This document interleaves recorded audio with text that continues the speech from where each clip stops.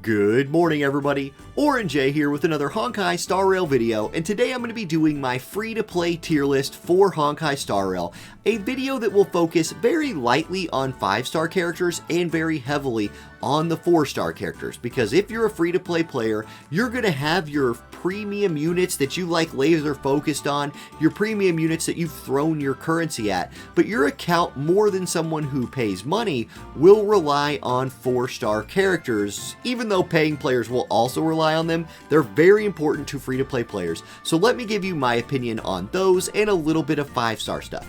Let's start with the 5-star stuff as I explain the tiers. Now you can see I put Jing up here in the account stars tier. You're going to be pulling on one of the first two banners if you're playing this game on launch. Silei's banner is first, Jing banner's here, he's second. So whichever one of those you go for and get with your first round of premium currency, that is going to be an account star for you, and that character is going to live there for a while. Like, I could put my arrows on him, my staying in this tier for a long time white arrows, but I'll save my arrows for the 4-star characters. If you watch my 5-star video, you kind of get how the arrows work. Then in S tier, I want to talk about Trailblazer Fire, another 5-star character that I think is going to be a staple of free-to-play players' accounts. I'm not even going to mess with Trailblazer Physical because you're just going to need the tank, in my opinion, that Trailblazer Fire is. Since you have to choose between one or the other, I think Trailblazer Fire is the natural progression for basically every account, especially free-to-play accounts. I'm putting that character, whether you pick the boy or the girl, it doesn't matter, in S tier. So for the 5 stars, you have your first premium unit. That's one of your account stars, whichever banner you go for, and then your Trailblazer Fire. Now, let's jump into the 4 stars, and we're going to start with one of the only 2 healers in the game, Natasha. Natasha's going to drop into the S tier. Now, I don't think Natasha is a particularly, amazing unit, but her and Bailu are the only 2 healers we have access to. Therefore, I believe she will go into S tier out of necessity. Now, I'm going to put the red arrows next to her, saying that she's trending down. I don't necessarily think she's going to be trending down immediately, but she doesn't really do a lot more than heal. If we look at her real quick right here, she's got healing here, she's got healing here, and the rest of her kit essentially just makes her a better healer. She brings healing to your group. It's a needed thing. That's why I'm putting her in the S tier, but she's going to be somebody who does her basic attack to generate skill points for your team, then uses her heals, the heal over time, the ultimate heal, to keep your squad alive. Is that super useful? Yes. Does that make her an S tier character on launch? Yes, especially for free-to-play players. She's going to be used by spenders too, but eventually I think we'll get better supports, characters who can do a little bit more than just heal. Still, at launch, who knows how long we'll all be using Natasha. She's going in S tier. Okay, next up, we've got Pela coming up next. And Pela is a character that I think is really solid at launch and is somebody free-to-play players will use for a while. I'm going to drop her into the A tier. I'm going to give her the trending sideways arrows. I think she's going to just hang out in A tier as a pretty solid damage dealer and a pretty solid debuffer. I particularly like her speed at 105. Anything over 100 in speed is pretty fast, and I do particularly like her ultimate ability. Let's go check out her kit just a bit. Now, Frostbite, her skill, removes a buff from an enemy. That's conditional, right? And it does decent damage, 240% of her attack to a single enemy. That buff removal, that could be important sometimes, but it's her ult that I really like. It's 140% damage to all enemies with 100% chance to expose them, basically debuffing their defense by 42%. That's a significant debuff, and you could use her as a character that's like a side DPS, like a secondary DPS in some groups, where she's using her basic attack to generate skill points, mixing in her skill, and then using her ult to nerf a boss or something so you can blow them off the map and win the fight. She's going to be a secondary damage dealer, a debuffer that free-to-play players will get some use out of for a while. I don't think she's great. I don't think she's bad. I'll put her into A. She can hang out there for a bit. Next up, we've got Sampo coming up next. And like Pela, Sampo is a nihility class, but he's a lot more focused on dealing damage instead of debuffing the enemy. I almost feel like they have him slightly mislabeled. The status effect that he inflicts is a damage over time. He's more of a damage dealer. Now, on paper, I like Pela better than I like Sampo, so I'm going to drop him into B, but I'm going to give him the up-trending arrows. I see the potential, particularly in longer fights, for his damage to be pretty good. I see him as a good breaker of, like the enemy's elemental defense, so that's pretty useful. If we look at his kit right here, it's all about Wind-Torn Dagger, his talent. Anytime he attacks, he's got a 65% chance to put Wind Shear on the enemy. Enemies with Wind Shear take a dot equal to 48% of his attack at the beginning of each turn. You can stack this up to 5 times. His attack base is 12th highest in the game at 617. That's not bad for a 4-star unit. And you can guarantee you can up the damage taken, on the dots with his ultimate. The best way though to apply his damage over time is with his skill. Now, if he's a secondary damage dealer like Pela, unless you're running it like a big skill, unless you just have a lot of extra skills sitting around, you're going to want most of your skills going to your main damage dealer. Is Sampo one? I don't know. Maybe. That's why I give him the up arrows. Maybe there's some Sampo teams out there, especially like wind-focused teams, where he's really important. I don't know. For now, I just see him as B, but I do see the potential of him. That's why those up arrows. Okay, next up is Serval. Now, Serval is not someone I'm super high on either. I'm going to drop her into the B tier as well. Let's go look at her kit. Let me tell you why. She's an Erudition class, which is an AoE damage dealing class. Now, as a 4-star AoE damage dealer, I just don't know what her best content is. According to Pridewind, it's farming, but if you've watched my videos, I consider units that are good at farming kind of a dime a dozen. Her skill is lightning damage to a single enemy and then lightning damage to adjacent enemies, which she can shock them. Shock is a damage over time. Her ultimate's 180% to all enemies, and then shock has their damage increased. As I read this, as I look at these, I honestly become even less impressed with her. So I don't know, a 4-star AoE damage dealer, I just don't see where she fits in to a lot of team comps, unless you're building teams to just farm. She seems like somebody that free-to-play players, especially if you're tight on resources, could potentially pass on building, especially since lightning has a lot of other units, so you might not be hurting for someone to break that element. So I still think she sucks. I don't think she's terrible, but I'm going to put her in B, and I'm going to put her with down arrows. I see her almost trending down already towards that C tier.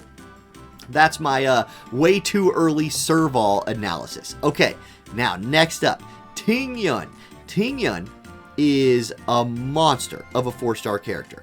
A monster of a 4-star character. In fact, as a free-to-play player, she's going to be a star of your account, and I think she's going to live in that star of your account spot for a long time. This is somebody who you should actually look at which banners this 4-star character is on when you're pulling as a free-to-play player. Let me show you why. So first of all, note Pridewind has her ranked as SS in every game mode. Look, she is Harmony class. Bronya, one of the most common reroll targets in this game, is also Harmony class, and she's like Bronya light, but she's not half as good as Bronya. She's like 70-80% as good as Bronya. She does so much of the same stuff. Let me show you. I'm going to spend a little time on this one. So Soothing Melody. This is her skill. It's her buff. Increase the attack of a single ally by 50% up to a value no greater than 25% of Tinqyun's current attack and blesses the ally. Now, her attack isn't good. At 529 base, it's the 24th best in the game out of 27, so it's low. So okay, that attack buff not gonna be the biggest part of this. The blessing is huge though. The blessed ally deals additional lightning damage equal to 40% of their attack when hitting enemies for 3 turns. So now the scaling on this has been pushed to the other unit. That's huge. And then bless is only effective on the most recently blessed unit, so she can only bless one person. Her ultimate regenerates 50 energy for a target. 50 energy. That's half of a lot of characters' energy bar. That's an ult coming out, and increases the target's damage by 60% for 3 turns. That is a flat 60%. It's not scaling off of any of her stats, which everything besides speed, which she's a speed goddess, the rest of her stats are bad. Her speed's really good. None of that matters for her ult. It gives the character 60% more damage. This skill is nutty. It's super good. Her talent upon hitting an enemy, Tinqyun deals extra lightning damage equal to 60% of the attack of the blessed character. So again, the damage that's coming out from here scales off of the blessed character. She is going to be so good at supporting your team. And again, as a free-to-play player, if our first two banners are two big-time carries, right? So you put her with the first character that you pulled for, and you have that like sweet combo that a lot of people talk about in this game. A big-time carry and either Bronya or Tinqyun here, buffing them up, and like one of your groups is on the way to being top tier with those two characters. Now, her speed at 112 base is the second highest in the game, and as you like look at her kit a little bit more, look at this, her speed increases after using her skill. Her basic attack damage increases by 40%. This is her second trace. This is important because, like Bronya, if you're not casting her skill, you're going to use her to generate skill points with her basic attack. A big strength of Bronya is all of her basic attacks are guaranteed to crit, so it's easy to see this path where you'll be building crit damage on Bronya, etc. to do a lot of damage with just basic attacks. Tinqyun does not get that 100% crit, but she does get ways of enhancing her basic attack, which is really important to her.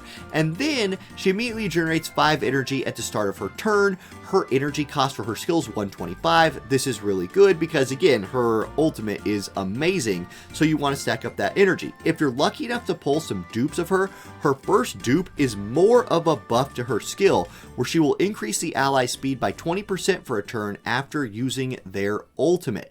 It's not Bronya level where you could just completely manipulate turns by giving people a turn right away, but it's still a speed buff, which in some situations, especially if you're like team building's not quite there, this could be even better.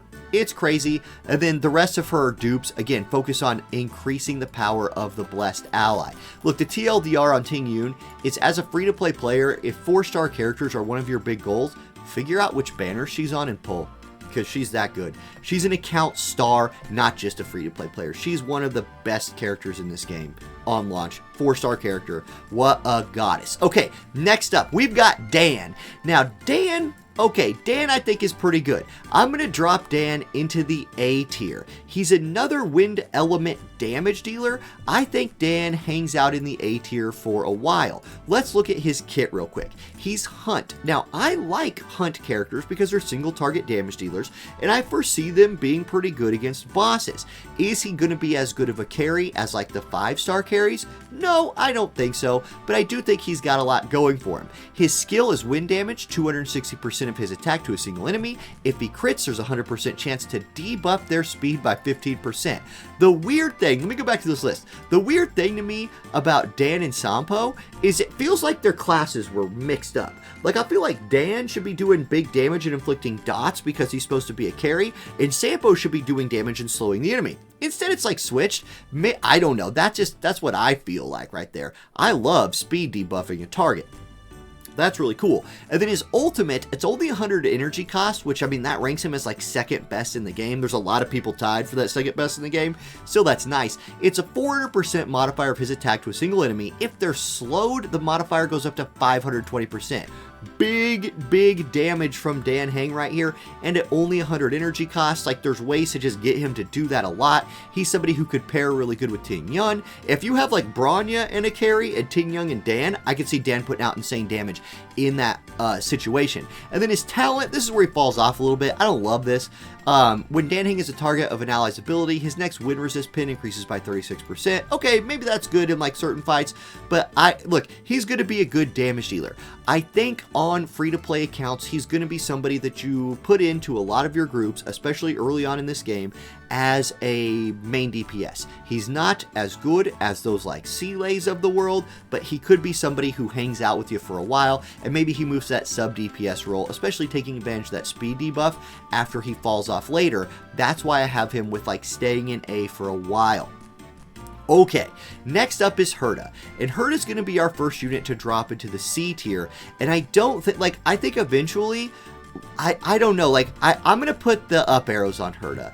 I see what they're trying to do with her. I just don't know that she gets there. She's fast, she's got 100 speed, and at energy cost 120 is not terrible.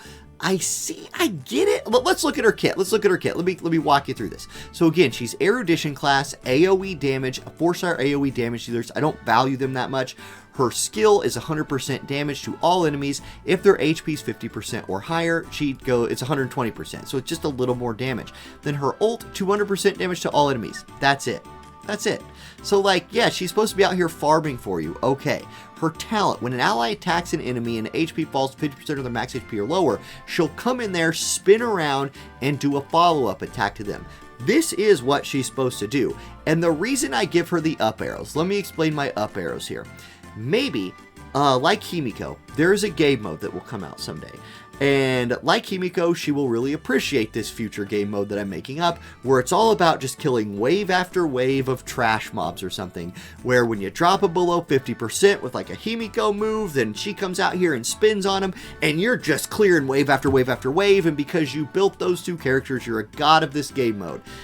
That's the up arrows. So it's this like pie in the sky thing. Just note that for now, I think as a free-to-play player, if you passed on building her, save your resources and put them to somewhere else. That would be my opinion. That's what I would do. Okay, next up is Hook. Now, Hook is a character I think is really good.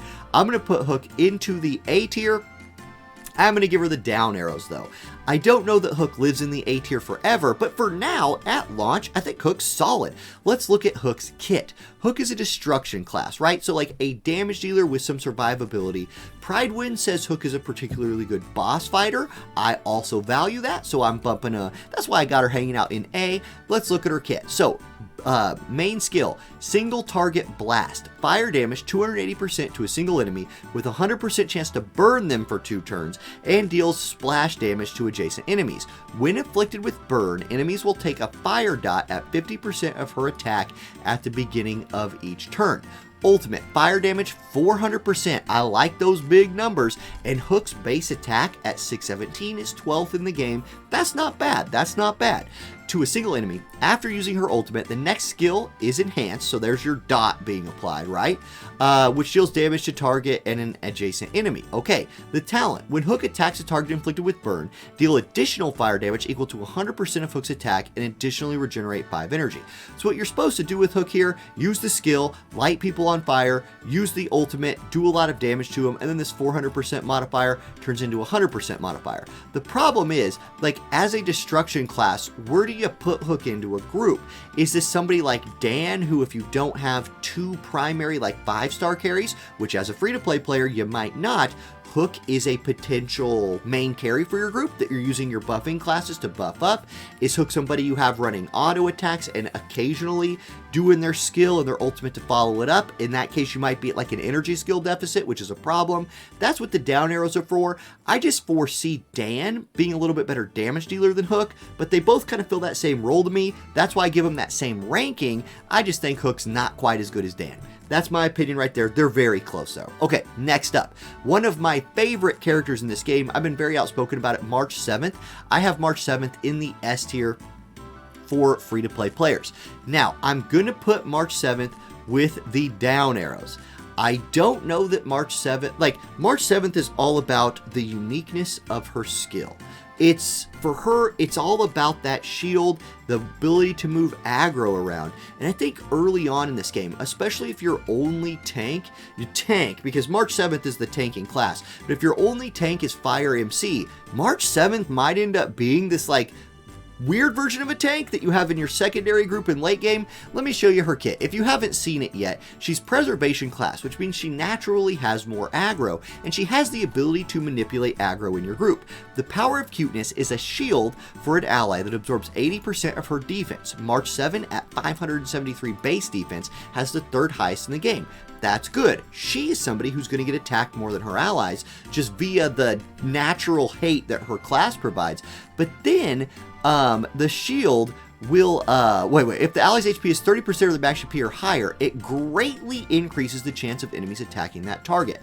There are some 5-star characters out there like Clara that would really love to have March 7th, giving them a shield and then triggering the follow-up attacks. Let me keep talking to you about Girl Power. After a shielded ally is attacked by an enemy, March 7th will counterattack, dealing ice damage, equal to 100% of her attack. Now, March 7th attack base is not very good, 511. It's 25th best in the game, which is like 3rd worst. But still, it's extra free damage. And if you can redirect the aggro to somebody like Clara, who's also doing follow-up attacks, I see a really potential powerful thing there. And if you're a free-to-play player and maybe you accidentally pull Clara, you didn't want to, cool synergy there. Also, if you only have main character Fire as your tank, March 7th could be somebody that's naturally kind of tanky and can pass aggro around in your group, keeping it away from your squishy members and helping people survive. I really like that. Her ultimate is ice damage to all enemies on hit, has a 50% chance to freeze the enemy for 1 turn. Freezing is powerful, like it just crowd controls them, but as you get later in the game, I believe mobs will become like a little bit more immune to this, so I see that kind of falling off. If that wasn't, like, I don't know, I just feel like March 7th is kind of niche and will be replaced when you get more tanks, when you just get more standard groups, although I do still have her S rank because of just the power of throwing aggro around and the potential cool team comps she can make. I think she's really cool. We get her for free. I like that character, S tier. Boom, there we go. Am I biased on that one? I recognize when I'm biased. I'm biased on that one. That's March 7th. Okay, next up. I'm talking myself into putting her in A. You know what? I'm going to do this. I want March 7th to have green arrows by her. I think this is, like, I had written down put her in S. I'm going to drop her to A with uptrending arrows, and those uptrending arrows have everything to do with what you're building in your account. So if you're building somebody like Clara, March 7th, I think, becomes more valuable. If you're building cool teams built around aggro manipulation, that's where those up arrows are. I think that's a more fair ranking, where maybe I remove a little bit of my personal bias about just loving that character. Alright, anyway, next up is Sushang. Now, Sushang belongs in S tier, and Sushang's going to stay in S tier. This is a really, really strong character for free-to-plays. Another one of the characters, I think, that if she's on a banner, and there's a lot of hints here at which banner I think free-to-play players should pull on, she's just going to be somebody you want to go after. Let's look at her kit and talk about what she does. Now, she's a hunt class. Again, this is supposed to be that like high single target damage, which makes her a good boss fighter and just a good character in general. She's physical, which we haven't seen a lot of physical characters yet for those like physical breaks. Let's look at her skills. So, Knight Sword Art Mountainfall. Physical damage, 210% of her attack to a single enemy. In addition, after the final hit, there is a 33% chance to trigger Sword Stance, dealing additional physical damage equal to 100% of her attack to the enemy. If the enemy has Weakness Break, Sword Stance is guaranteed to trigger. So she attacks, and then she can attack again. Let's read her physical.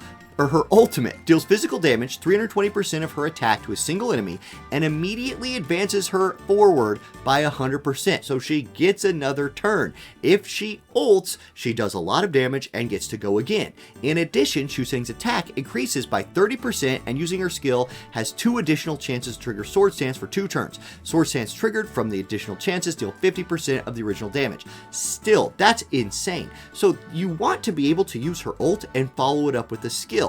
She could be somebody who's a main carry in your group, absolutely. She's also somebody who could be in your group using her basic attack as a, battery, skill point battery for your group, and then using her ultimate into her skill as a like burst of damage when you need it against a boss or something like that. Flowing Blade, her talent, when there's an enemy with Weakness Break on the field, period, she gets speed 20%. Now, her speed is already 107, which is 5th best in the game. 20 more percent of that, she's looking at like almost 130 speed at that point, making her very, very fast, which makes her an even better mana, or skill, I call it mana, I keep calling it mana in my head, skill point battery for your group, who will again generate more energy to do that big wombo combo that she does. She's an amazing character. She is definitely somebody that free-to-play players are going to just be flexing on if they can get their hands on her and some dupes to build her out. Okay, now the worst character in the game in my opinion, but I can't put her in C tier. I gotta put her in B. I'm going to put the down arrows on her, but Little King, first of all, I can't say the name. I can't say the name. That's downgrade in my book. I'm just going to call her Little King. Let's talk about Little King. Why do I think she's the worst character in the game? Because she's like this weird RNG damage dealer, AoE, who like draws tiles, seems really hard to control, deals quantum damage. That's the reason I didn't put her in the bottom tier. As a free-to-play player, she is your source of quantum damage unless you get lucky. If we go over to all the characters in the game and sort by quantum, it's her, Seele, and Silverwolf, who's not even out yet. So there's only 2 at launch. Seele is one of the premium first banners. Maybe you go for that first banner, in which case, if you get it, I think King immediately drops down to C. But for most free-to-play players, I think they won't do that. So she's gonna be your source of quantum damage if you need her to break. That's why B tier, but again, like trending down as soon as you get somebody to replace her, in my opinion.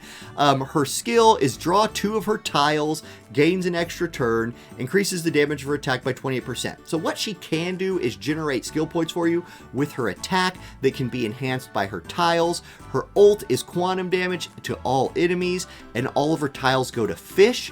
Her weird RNG thing is at the beginning of an ally's turn, she randomly draws a tile, right? So she draws a tile.